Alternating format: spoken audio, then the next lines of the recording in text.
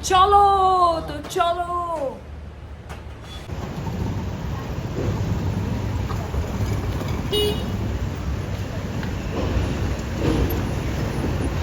सो हम जा रहे हैं वहां पे जहाँ पे हम 2 साल पहले आए थे।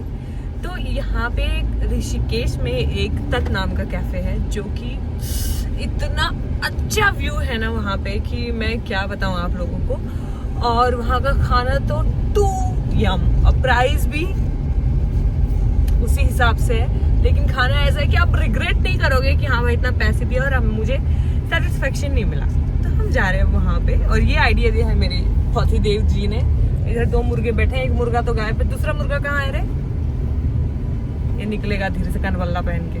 अरे इसका कपड़ा दिख रहा है। कपड़ा दिख रहा है? हाँ। किसका कपड़ा दिख रहा है?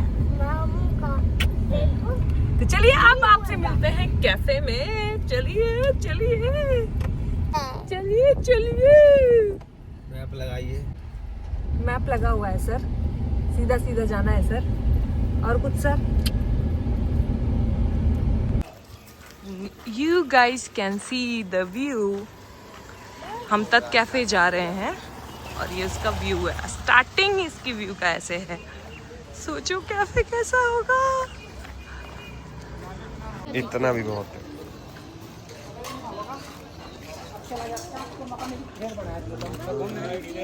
ये जो हमारा घूमने का प्लान था ना, बिल्कुल भी प्लान्ड नहीं था।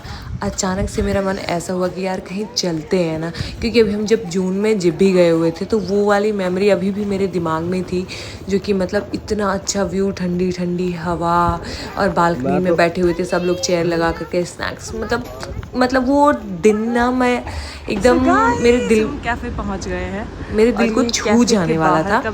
तो मैंने सोचा क्यों ना एक और मेमोरी ऐसी क्रिएट की जाए। मेरा बहुत मन था कि ऐसे पहाड़ों में जाए। मेरा मन था कि मैं मसूरी जाऊँ, मैं सही बताऊँ। लेकिन जैसा कि मैंने देखा कि अरे ऐसा हो रहा है, वैसा हो रहा है, फलाना हो रहा है, न्यूज़ में इतनी सारी चीज़ें, फिर हमने सोचा कि देहरादून चलते हैं। देहरादून में भी सेम वही सारी चीज़ें न्यूज़ आई कि ऐसा बादल फट गए हैं, फलाना हो गया, ढिमकाना हो गया। तो हमने सोचा कि निकलते हैं यार। अगर सोचते रहेंगे ना कि यहाँ जाना है वहाँ जाना है तो हम नहीं जा पाएंगे। तो हमने कहा कि चलो ज़्यादा कुछ पैसे भी नहीं लगने वाले हैं, तो हम निकलते हैं और देखते हैं जहाँ जाके गाड़ी रुकेगी हम वहीं पे रुकेंगे। हमने क्या किया, होटल हमने यहीं से बुक कर लिया था। हमने सोचा कि चलो ऋषिकेश चलते हैं पहले, अगर हो गया तो ठीक है, अगर आगे का रास्ता हुआ तो कैंसिल करके हम मसूरी की तरफ निकल जाएंगे।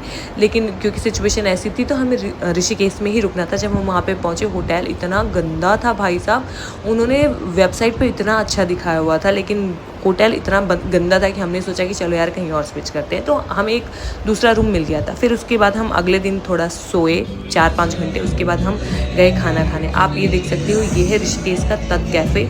यहाँ पे जो भी सेटिंग अरेंजमेंट्स है ना, ये पूरा ही पहाड़ी स्टाइल में, कश्मीरी स्टाइल पे है। यहाँ पे जैसे चेयर वगैरह लगे हुए हैं लेकिन बाहर है, जैसा कि आपने देखा था। और यहाँ पे ऐसा अरेंजमेंट्स है जैसे मैंने पहाड़ी घरों में देखा है कि वो लोग ऐसा सिटिंग एरिया रखते हैं कि अगर आपको खाना हो, बैठना हो, चाय पीना हो तो आप ऐसे तो इन सारी चीज़ों के लिए लोग ऐसा अरेंजमेंट्स रखते हैं। और उनका घर भी बहुत ही सुंदर लगता है मुझे। पहाड़ तो मुझे बहुत ज़्यादा पसंद है। कुछ लोग बीची होते हैं, कुछ लोग मतलब हिल स्टेशन जाने वाले होते हैं। मुझे हिल स्टेशन इतने ज़्यादा पसंद है कि मतलब मैं, अगर आप मेरे को बोलो कि साल में 3 बार जाओ, 4 बार जाओ, तो मैं एकदम खुशी खुशी रेडी हो जाऊँगी, क्योंकि मुझे यहाँ का वाइब बहुत अच्छा लगता है। मैं सच में, मेरे पास पैसे नहीं है तो मैं यहीं बस जाती। मैं जब भी आती हूँ मैं यही सोचती हूँ मैं क्यों ना यहीं बस जाऊँ।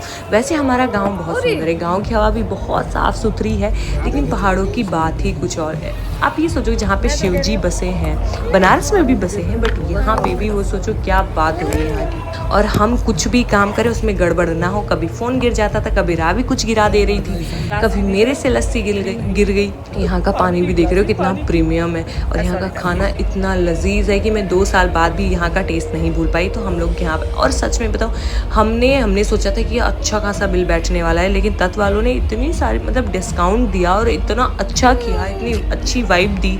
अगर मैं दोबारा चाहूँ तो मैं यहाँ पे आ सकती हूँ। और बाहर जो है ना गंगा जी हैं, और इतना अच्छा साफ़ सुथरा व्यू है, गंगा जी की आवाज़ ऐसी आती रहती है और इतना अच्छा लगता है कि मैं क्या बताऊँ। जिस रास्ते पे हमें 3 घंटे लगने थे, वहाँ पे हम आराम से गए थे, तो हमें आई थिंक 5 से 5.5 घंटे लग गए थे यहाँ तक पहुँचने में।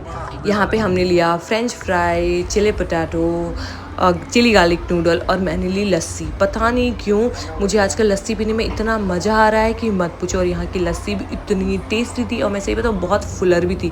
तो मैंने ऐसा सोचा कि जब भी अगर मैं कहीं घूमने जाऊँगी और मौसम अगर सही रहेगा तो मैं सबसे पहले जो प्रेफरेंस मेरा रहेगा ना वो लस्सी का रहेगा। वैसे मैं कहीं जाती थी तो मेरे पास लगता नहीं यार चाय मिल जानी चाहिए, लेकिन इस बार जब मैं गई थी तो मैं ये सोच रही थी नहीं यार लस्सी मिल जाए। और सही बताऊँ मेरा पेट भी अपसेट नहीं हुआ। मेरा वैसे ऐसे मैं घूमने जाती हूँ मैं ना मोटी हो जाती हूँ, मेरा वेट बढ़ जाता है बैठे बैठे चाहे कुछ भी, या मेरे को कॉन्स्टिपेशन की बड़ी दिक्कत हो जाती है। लेकिन क्योंकि मैंने लस्सी वगैरह ये सारी चीज़ें ली और ज़्यादा कुछ चटर भटर भी नहीं खाया, मतलब उतना खाया। और तत्व वालों का खाना ऐसा है ना कि आप खाओगे ना तो डाइजेस्ट हो जाएगा। सही बताऊँ तो ऐसा आपको पेट में भी नहीं गए ना ही राफ्टिंग वगैरह के लिए, क्योंकि ये सब हम पहले ही कर चुके हैं। हमें बस ये था कि हमारा थोड़ा सा मूड चेंज होना था, मुझे पहाड़ों में जाना था, वहाँ की थोड़ी सी वादियों में सुकून लेना था। और ये देखो हमारी लस्सी आ गई है और इतना सही हमारा खाना भी आ गया। और फ्रेंच फ्राई को इन लोगों ने ना जैसे हम पकौड़े बनाते हैं ना, उन्होंने इस काइंड ऑफ ऐसे फ्राई करके दिया था। तो हमने 4 लस्सी मंगाई थी और चारों हमने बहुत मस्त तरीके से खाया इसको। अगर आप भी प्लान कर रहे हो ऋषिकेश जाने के लिए तो देखो राफ्टिंग, वहाँ पे स्कूटी भी मिलती है, स्कूटी लेकर के आप अच्छा खासा राउंड ले सकते हो, आप पंजी जंपिंग कर सकते हो, आप पैराग्लाइडिंग कर सकते हो। यहाँ पे वहाँ पे सारे ही ऑप्शंस हैं।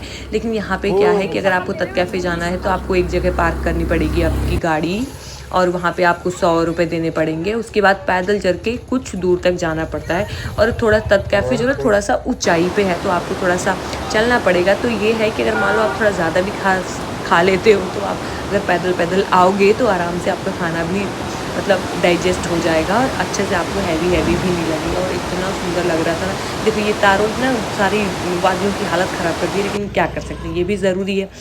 तो इस ट्रिप पे हम गए थे, मेरे 2 भाई गए थे, मेरे हस्बैंड गए थे, मैं गई थी और मेरी बेटी गई थी। ये देखो ये वो रास्ता है जो तत के लिए जाता है। और देखो इतनी पतली पतली मतलब गलियां टाइप है और साइड में ना शॉप्स बने हुए हैं। अगर आपको कुछ यहाँ से ख़रीदना है तो आप आराम से ख़रीद सकते हो।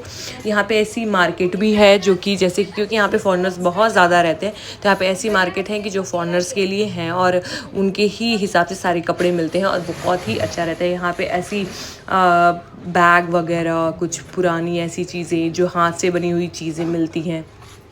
और यहाँ ये चढ़ने में ना ऐसा लगता है कि बस पूछो ही मत, ऐसा लगता है वैष्णो देवी की चढ़ाई कर रहे हैं। लेकिन इतनी मेहनत करने के बाद आप अगर वहाँ पहुँचते हो तो वहाँ पे आपको बहुत ही अच्छा लगेगा। मेरे से तो चला ही नहीं जा रहा था, मैंने तो प्रिंसी का हाथ पकड़ लिया था, भाई पकड़ लो मेरा हाथ, मेरे को नहीं चला जा रहा है। और इसमें ये शर्ट जो है ना मैंने अपने भाई की मारी हुई है, इतनी अच्छी लग रही थी मेरे को तो मैंने कहा क्यों ना मैं ही पहन लूँ। और अभी पीछे से मुझे ऐसा लग रहा है कि कोई भैंस आप भूगी जा रहा है। मैं इतनी मोटी भी नहीं हूँ जितना ये शर्ट ने मेरे को दिखा दिया। और यहाँ पे रावी की बेचैनी और रावी की शैतानी रुक ही नहीं रही थी।